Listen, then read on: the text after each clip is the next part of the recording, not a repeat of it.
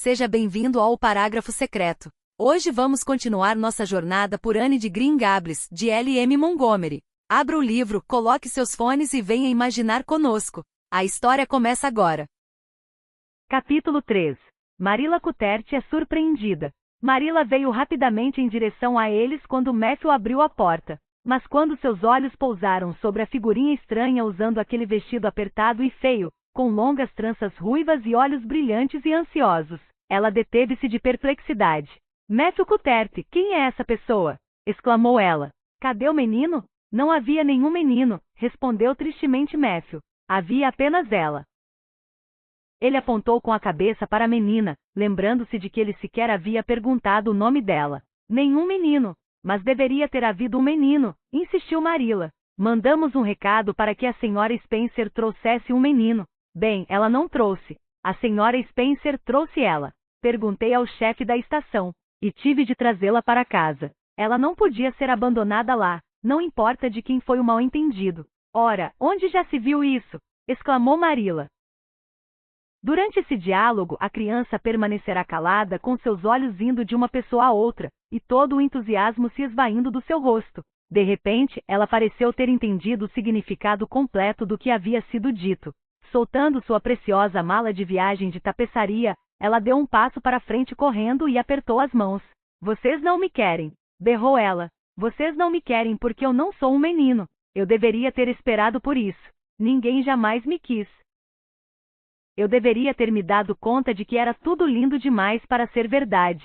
Eu deveria ter percebido que de fato ninguém me queria. Oh, o que farei? Vou desatar a chorar. E ela de fato desatou a chorar. Sentando-se em uma cadeira perto da mesa, e jogando seus braços sobre a mesa e enterrando a cara em suas mãos, ela começou a chorar torrentes de lágrimas. Marilla e Matthew se entreolharam com reprovação do outro lado do forno. Nenhum dos dois sabia o que dizer ou o que fazer. Por fim, Marilla avançou sem convicção para o espaço que havia entre eles e a menina. Ora, não precisa chorar tanto assim por conta disso. Sim, preciso sim. A menina ergueu a cabeça rapidamente, revelando um rosto encharcado de lágrimas e lábios trêmulos. A senhorita também choraria caso fosse uma órfã que tivesse ido para um lugar que ela pensava que seria a sua casa, e descobrisse que as pessoas não lhe queriam porque a senhorita não era um menino. Oh, esta é a coisa mais trágica que já me aconteceu. Algo como um sorriso relutante, muito enferrujado por conta do pouco uso, suavizou a expressão sombria do rosto de Marilla. Ora, não chore mais. Não vamos botá-la para fora daqui esta noite. Você terá de ficar aqui até que tenhamos investigado este assunto. Como você se chama? A menina hesitou por um instante. A senhorita pode me fazer a gentileza de me chamar de Cordélia? Disse ela ansiosa. Chamá-la de Cordélia? Esse é o seu nome?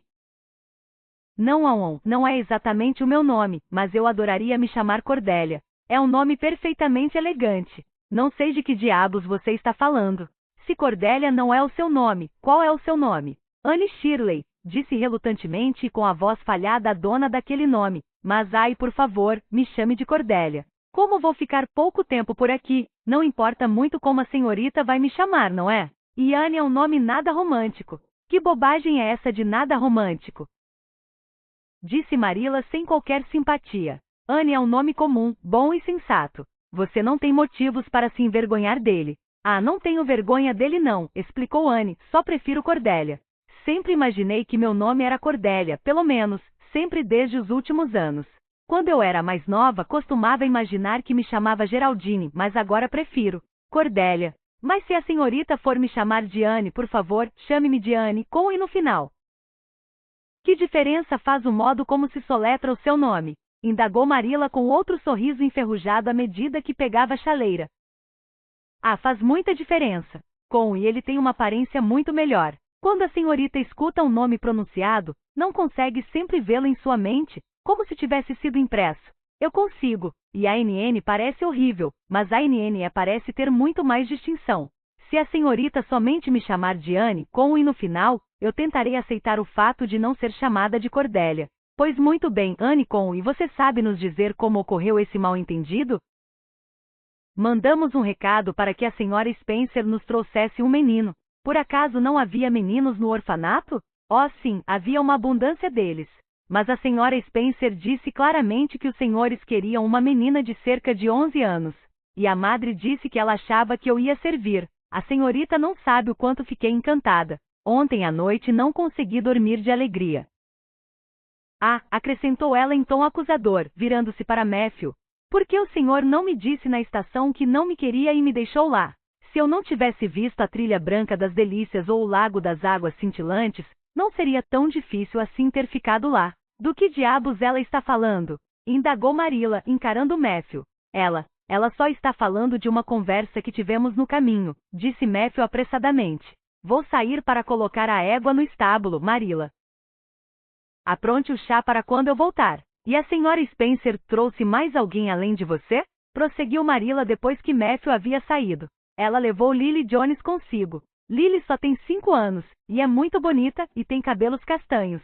Se eu fosse muito bonita e tivesse cabelos castanhos, a senhorita ficaria comigo? Não. Queremos um menino para ajudar Matthew na fazenda. Não vemos utilidade para uma garota. Tire o seu chapéu. Vou deixá-lo junto com a sua mala na mesa da antessala. Anne, resignada, tirou o chapéu. Matthew voltou naquele momento, e eles se sentaram para jantar, mas Anne não conseguia comer. Em vão, ela mordiscou o pão com manteiga, e beliscou a conserva de maçã silvestre que estava na travessa de bordas onduladas ao lado do prato dela. Ela de fato não fez progressos em sua refeição. Você não está comendo nada, disse com aspereza Marilla, olhando para a menina como se aquilo fosse um defeito grave. Anne suspirou. Não consigo. Estou nas profundezas do desespero. A senhorita consegue comer quando está nas profundezas do desespero? Eu nunca estive nas profundezas do desespero.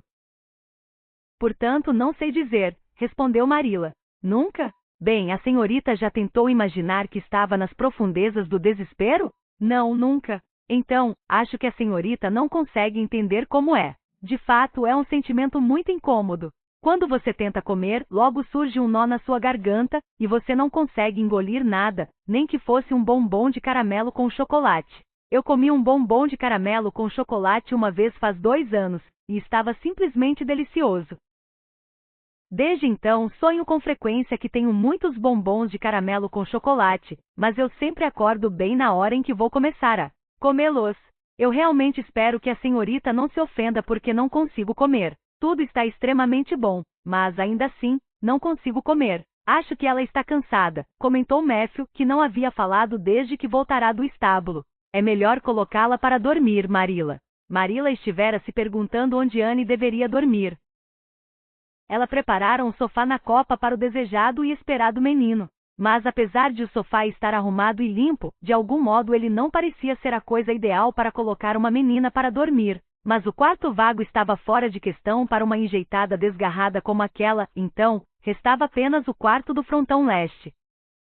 Marilla acendeu uma vela e disse a Anne que a acompanhasse, o que Anne fez sem a menor animação, pegando seu chapéu e sua mala de viagem de tapeçaria da mesa da antessala enquanto passava por ali. A antessala estava assustadoramente limpa. O pequeno quarto do frontão no qual ela agora se encontrava parecia mais limpo ainda. Marilla deixou a vela em uma mesa de 3 pés e 3 quinas, e arrumou a roupa de cama. Presumo que você tenha uma camisola, não é? Perguntou ela. Anne assentiu. Sim, tenho 2. Foi a madre do orfanato quem as fez. Elas são assustadoramente curtas.